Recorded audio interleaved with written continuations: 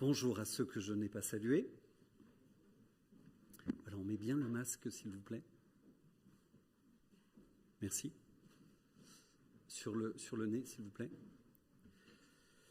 J'aimerais ce matin ouvrir avec vous, simplement pour ce dimanche, on ne va pas entrer dans une série de prédications suivies, un petit livre de l'Ancien Testament, un livre qui raconte une très belle histoire faite d'amour, de loyauté, de fidélité, de rédemption. Et on va en lire un morceau, un joli morceau, un chapitre parmi les 4 que ce livre contient. C'est le livre de Ruth. Le livre de Ruth. Nous resituons rapidement l'histoire. Nous nous trouvons à l'époque des juges. Vous vous souvenez, pour le coup, l'année dernière, nous avions parcouru le livre des juges, un temps sombre de l'histoire d'Israël. Après la sortie d'Égypte, les 40 ans dans le désert, le peuple venait de conquérir partiellement, en tout cas, la terre que Dieu avait promis à ses pères, Abraham, Isaac, Jacob. Et malheureusement, cette conquête avorte, s'ouvre un temps de décadence spirituelle.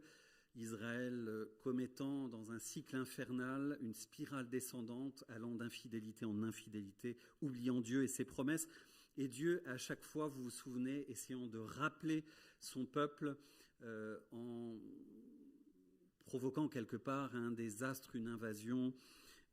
Et dans notre texte, à cette époque, donc, Israël connaît une sécheresse qui va amener, c'est au chapitre 1, si vous voulez relire ce petit bijou, ce petit livre, au chapitre 1, Élimélec, sa femme Naomi et leurs 2 fils, Malon, je ne sais pas comment prononcer, Kiljon, vont fuir Israël et aller chez les voisins, à Moab, le pays voisin, un pays qui a mauvaise presse dans la littérature biblique.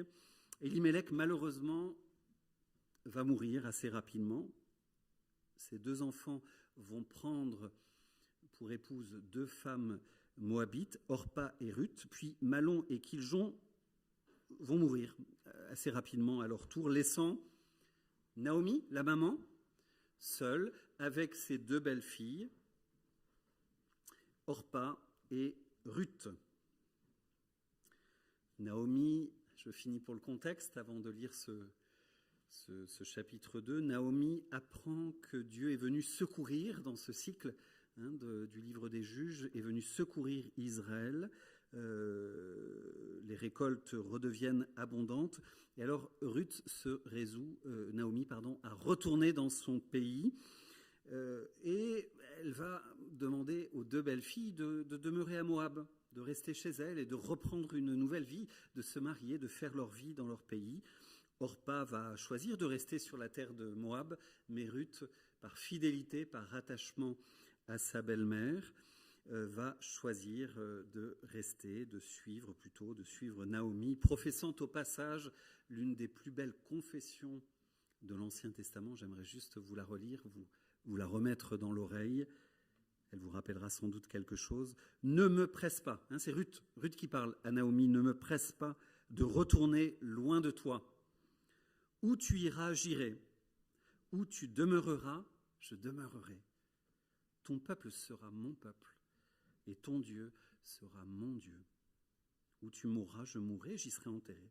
Que l'Éternel me traite dans toute sa rigueur, si autre chose que la mort vient à me séparer de toi. Il y a un proverbe que je trouve très beau, très significatif, en lien avec notre texte. Je vais m'expliquer, en lien avec notre histoire. Un proverbe biblique en Proverbe 16, 9 qui dit « Le cœur de l'être humain prépare sa voie, mais c'est le Seigneur qui affermit ses pas. » C'est un peu ce que j'aimerais relever dans ce texte ce matin.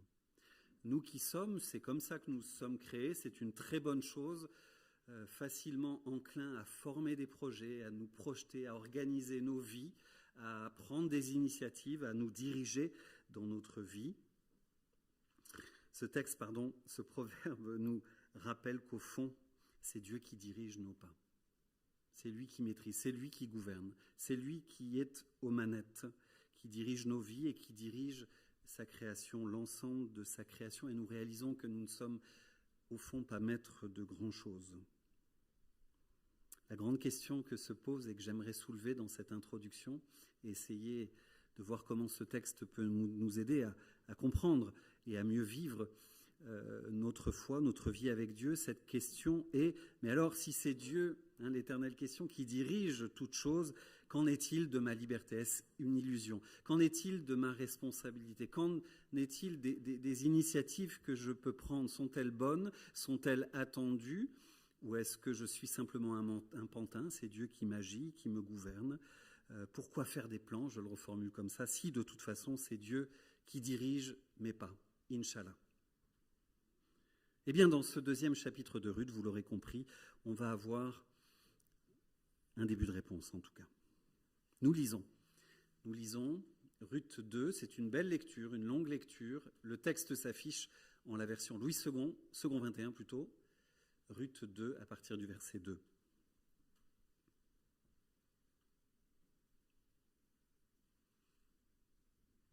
Ça, on ne voit pas le texte là en tout cas. Vous le voyez là? Ça arrive, bon je lis et puis ça va venir. Ruth, la Moabite, dit à Naomi, alors on connaît les personnages maintenant, « Laisse-moi aller ramasser des épis abandonnés dans un champ, derrière celui aux yeux duquel je trouverai grâce. » Elles sont en Israël, vous l'aurez compris. Elle lui répondit, « Vas-y, ma fille. » Ruth alla ramasser des épis dans un champ derrière les moissonneurs, les ouvriers. Il se trouva que la parcelle de terre appartenait à Boaz, du clan, de la famille, on pourrait dire, d'Élie-Mélec, le mari défunt. Or, Boaz vint de Bethléem, retournant de Bethléem sur ses terres, et il dit aux moissonneurs que l'Éternel soit avec vous tous. Avec vous. Ils lui répondirent que l'Éternel te bénisse. Boaz dit à son serviteur chargé de surveiller les moissonneurs, à qui est cette jeune femme?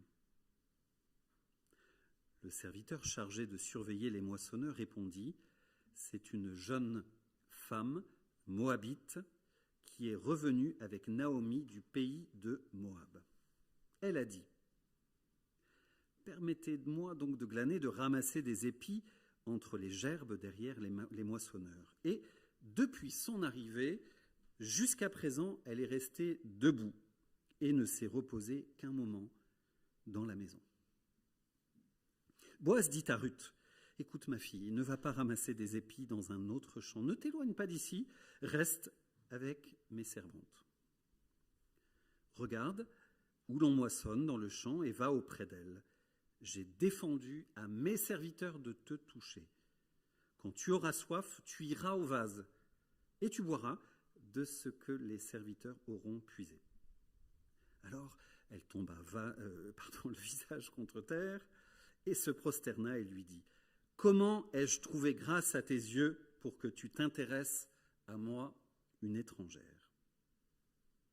Boaz lui répondit, « On m'a rapporté tout ce que tu as fait pour ta belle-mère depuis la mort de ton mari, et comment tu as quitté ton père et ta mère et le pays de ta naissance pour aller vers un peuple que tu ne connaissais pas auparavant. Que l'Éternel te rende ce que tu as fait, et que ta récompense soit entière de la part de l'Éternel, le Dieu d'Israël, sous les ailes duquel tu es venu te réfugier. » Elle dit, « Oh, que je trouve grâce à tes yeux, mon Seigneur, car tu m'as consolé et tu as parlé au cœur de ta servante. Pourtant, je ne suis pas moi comme l'une de tes servantes. » Au moment du repas, Boaz dit à Ruth, « Approche-toi, mange du pain, trempe ton morceau dans la vinaigrette. » Elle s'assit à côté des moissonneurs, on lui donna du grain rôti. Elle mangea à satiété et garda le reste. Puis, elle se leva pour ramasser des épis.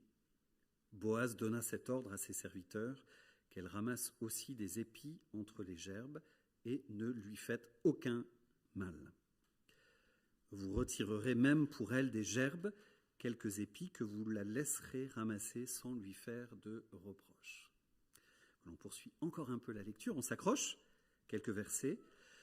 Elle ramassa des épis dans le champ jusqu'au soir, puis elle bâtit ce qu'elle avait récolté. Il y eut environ 22 litres d'orge.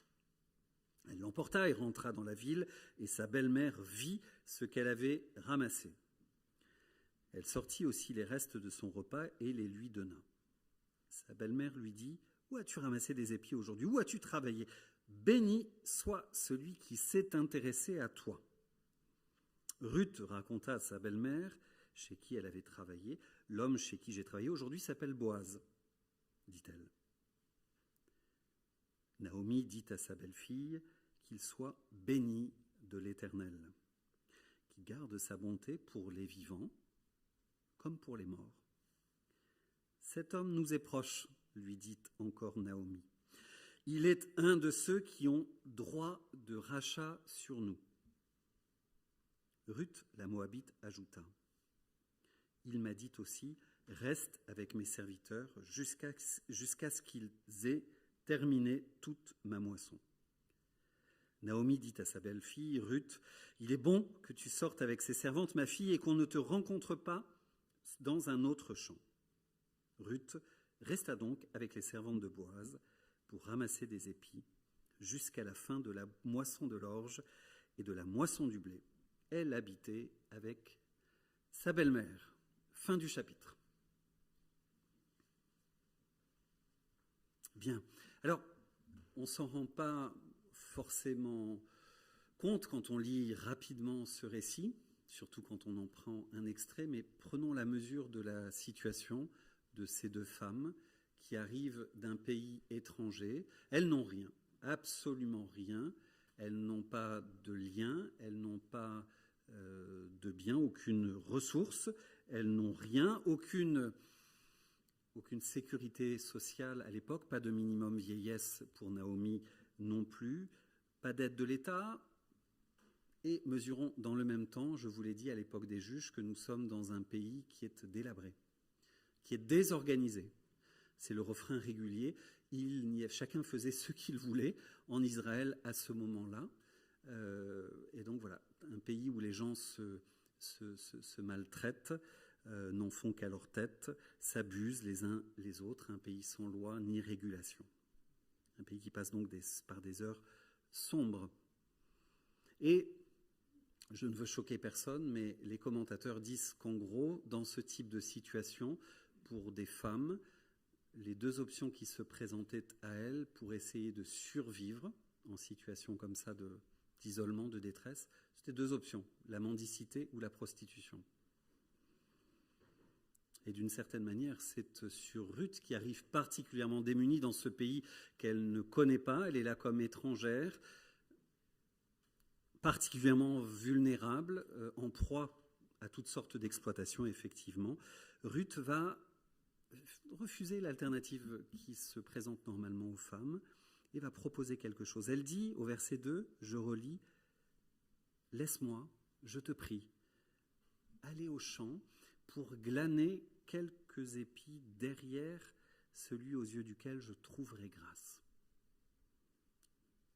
Naomi lui dit, va ma fille. Elle prend cette initiative, espérant effectivement trouver un lieu de grâce pour glaner, récolter, survivre.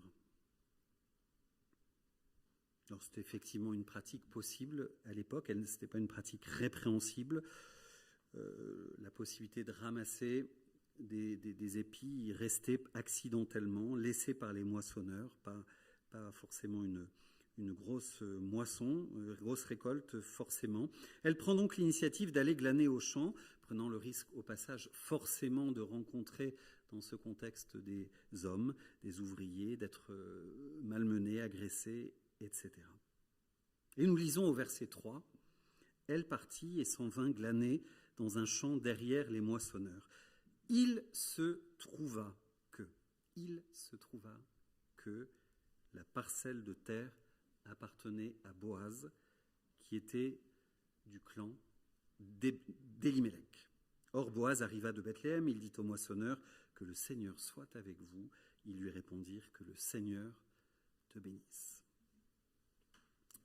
J'ai relevé, vous l'avez entendu dans ma lecture, cette expression « il se trouva que ». C'est un indice du narrateur pour nous dire précisément, nous éveiller au fait que Dieu se trouve derrière cela. Il se trouva que, on pourrait dire en français courant, comme par hasard. Hein, c'est la pratique de un outil rhétorique, le maniement de l'ironie. Il se trouva comme par hasard, effectivement, que cette parcelle était à Boaz. Et on va comprendre la signification de cet élément de providence, qui est tout sauf une coïncidence. La providence. Comment vous définiriez ce mot? On ne l'emploie pas tant que ça dans nos prières, dans le langage d'église évangélique en tout cas. Comment vous sauriez définir cette expression, savoir ce que l'on met dessous? Est-elle biblique? La providence, qu'est-ce qu'on entend par là?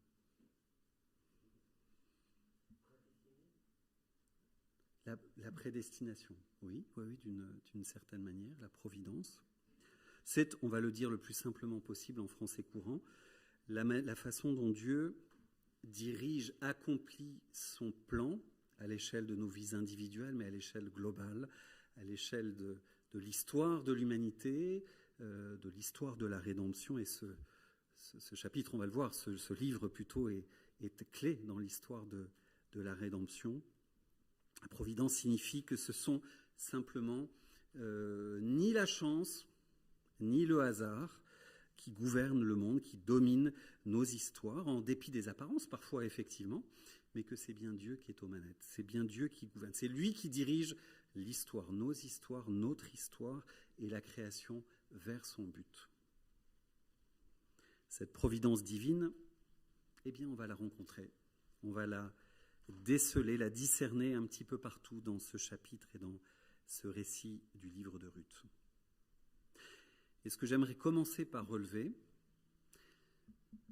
que je trouve assez touchant et significatif de la manière dont Dieu agit et se comporte vis-à-vis de nous, c'est qu'il n'y a rien d'extraordinaire, de spectaculaire dans cette manière de providence, dans ce texte. Est-ce que vous voyez clairement des signes de l'intervention de Dieu, d'une intervention manifeste de Dieu?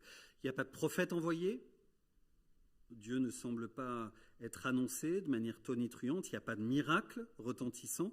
À aucun moment Dieu vient dire « Oh, c'est moi qui conduis là ». Non, on a affaire à une direction, à des actions discrètes. On perçoit que Dieu est aux coulisses. Le narrateur sait nous le dire. On comprend la manière dont s'ordonne l'histoire et le récit de la rédemption après. Mais on perçoit simplement que Dieu est à l'œuvre. Si je prends cette métaphore liée au spectacle, Dieu n'apparaît pas sur scène, il est dans les coulisses. Il est derrière la scène, derrière le rideau, et il agit discrètement. De manière pudique, dit dans une jolie expression Daniel Bourguet. Mais Dieu, s'il agit discrètement, pudiquement, il agit inlassablement, souverainement, de manière efficace, il conduit les circonstances, dirige les acteurs, met en place l'intrigue, dirige l'ensemble de la scène pour accomplir son plan, pour prendre soin de son peuple, pour prendre soin des siens.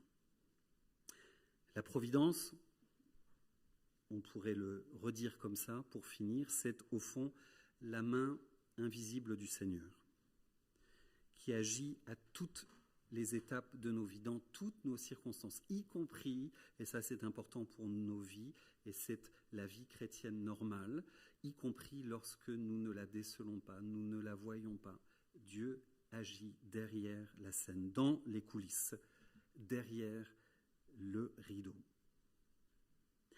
J'aimerais vous encourager à lire les 4 chapitres. On ne va pas le faire maintenant, évidemment, mais pour comprendre ce que je suis en train de dire. Je vous le dis juste, après moult péripéties, que les 2 personnes qui vont se rencontrer, qui font l'intrigue de ce livre, Boz et Ruth, sont en fait, vous le savez pour plusieurs sans doute, les ancêtres du roi David, et donc les ancêtres du Messie. Dieu va susciter une descendance selon sa promesse pour faire advenir le salut promis. Il y a un Rédempteur qui va délivrer Ruth et Naomi de la situation concrète dans laquelle, la difficulté dans laquelle elles se trouvent, mais au-delà de ça, Dieu dirige l'histoire pour leur donner leur Rédempteur, notre Rédempteur, le Messie, Jésus-Christ est annoncé. Dieu dirige l'histoire. Ce qu'il faut dans le même temps, et sur cette partie, j'aimerais dire cette deuxième chose, réaliser dans nos vies, c'est que la providence de Dieu ne s'exerce pas que dans des dénouements, que dans des situations heureuses. Elle n'est pas forcément rose, la providence, dans la manière dont elle se déploie, dont elle s'exerce. Cette main invisible du Seigneur agit également dans les épreuves, dans les échecs, dans l'adversité que nous traversons. Dieu est à l'œuvre. Le mal, la souffrance, les épreuves, et je sais que beaucoup d'entre vous en traversent des épreuves et des lourdes. Dieu ne joue pas avec nous en dépêchant des épreuves, mais Dieu, entendez-moi bien, ce n'est pas un mauvais jeu de mots, mais se joue des épreuves. Il sait transformer le mal en bien. Les épreuves qui nous atteignent, le mal qui nous accable, les souffrances qui nous tombent dessus ne surprennent pas Dieu et ne le mettent pas en échec. Ne mettent pas en échec la providence. Ce que vivent Ruth et Naomi, la misère dans laquelle elles sont, fait partie du plan de Dieu. Non pas qu'il a souhaité ce mal, mais il agit en dépit du mal et retourne le mal en bien. Je sais que c'est difficile à entendre quand on est dans l'épreuve. Il y a toutes sortes de questions qui nous accompagnent, que j'accompagne parfois, mais à quoi joue Dieu au fond ? N'est-ce pas l'œuvre de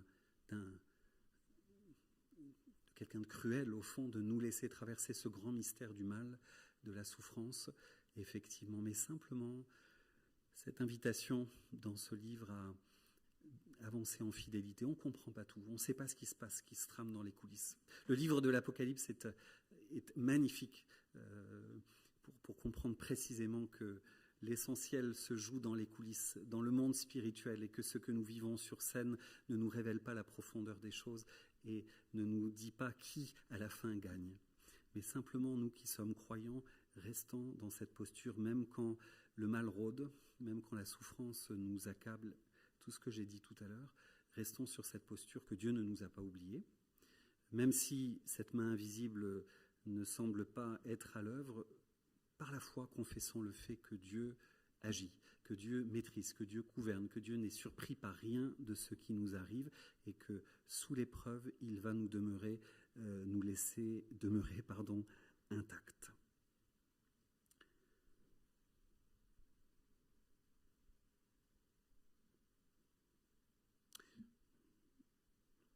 Deuxième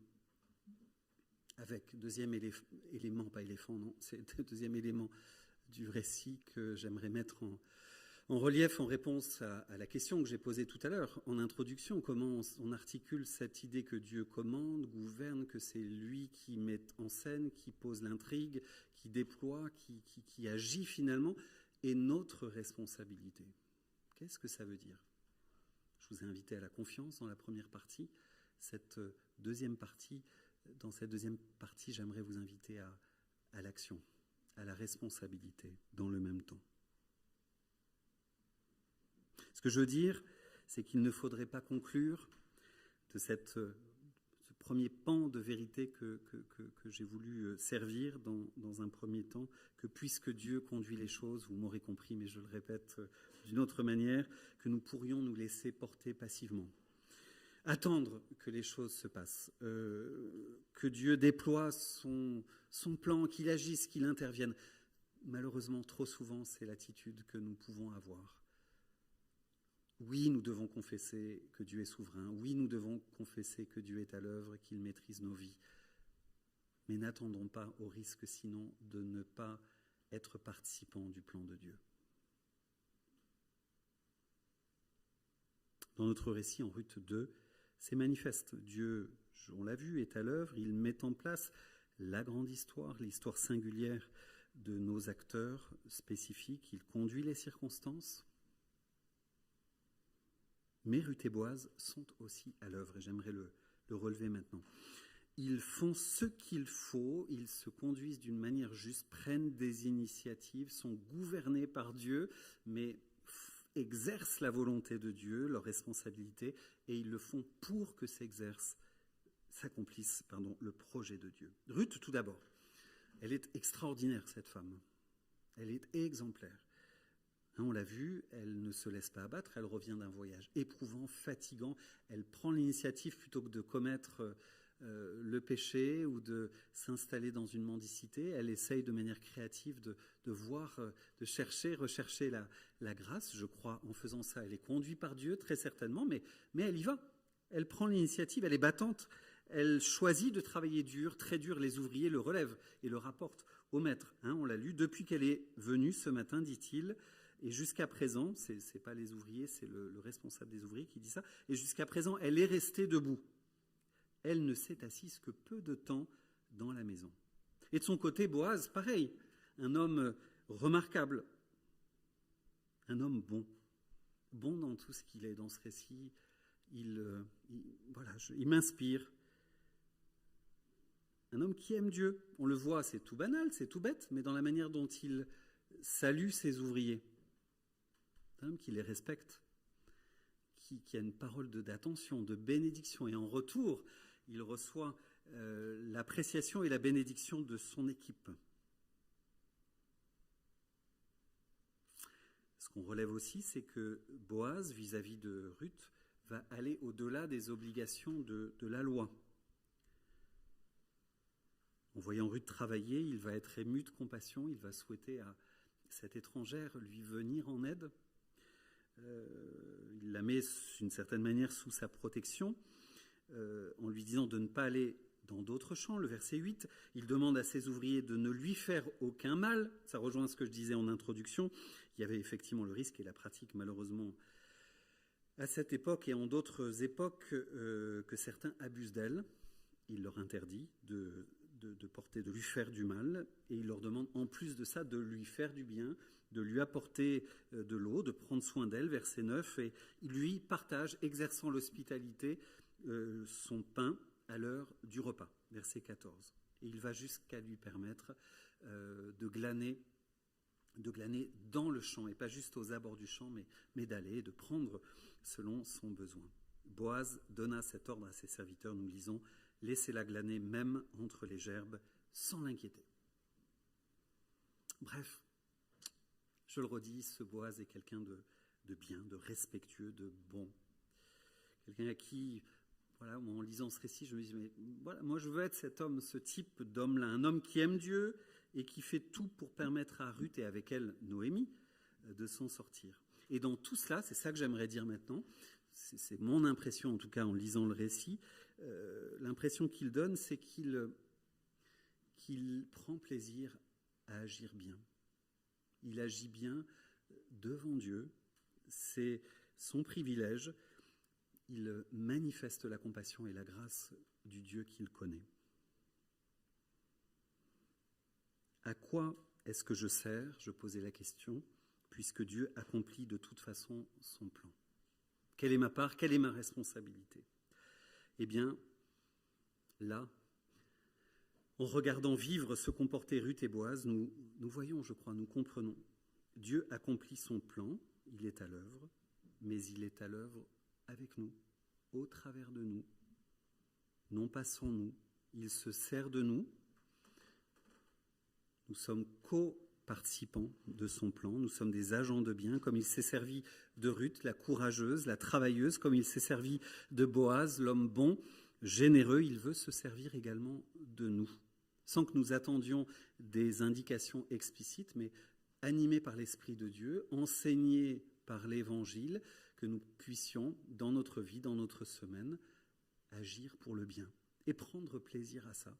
Et Dieu, assurément, si nous sommes dans cette intimité par l'Esprit, au contact de ce que l'Évangile nous commande, Dieu va nous diriger vers les bonnes personnes pour que nous soyons agents de grâce, de bénédiction, de rédemption, comme Boaz l'a été. Laissons-nous conduire par l'Esprit en agissant de manière responsable selon ce qui est bien. C'est simple, je crois, et ce n'est pas antinomique, même si ça peut sembler paradoxal.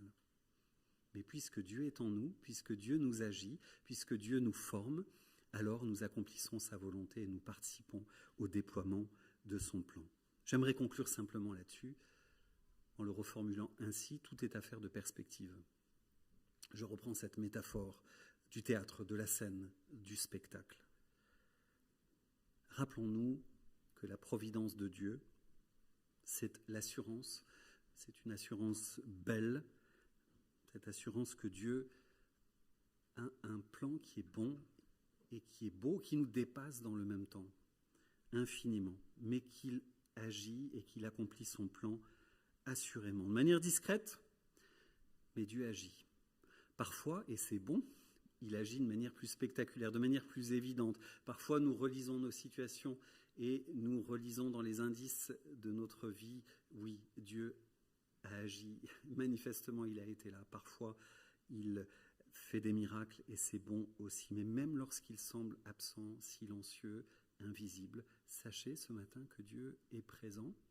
Abandonnez-vous, laissez-vous conduire, faites ce qui est bien, prenez plaisir à cela, que votre semaine soit conduite par l'Esprit, nourrie par l'Évangile, au contact du Seigneur qui prend soin de vous et qui vous dirige et qui va faire de vous des agents de bien tout en prenant soin de vous. Il dirige, il contrôle et il gouverne sa création vers son but, la nouvelle création. Avançons en confiance simplement. Exerçons la foi. Tout est affaire de perspective. Je vous invite à un temps de silence, laissant Dieu nous parler, relire nos vies, et on aura un temps pour continuer de scène, pour rester centré sur Christ.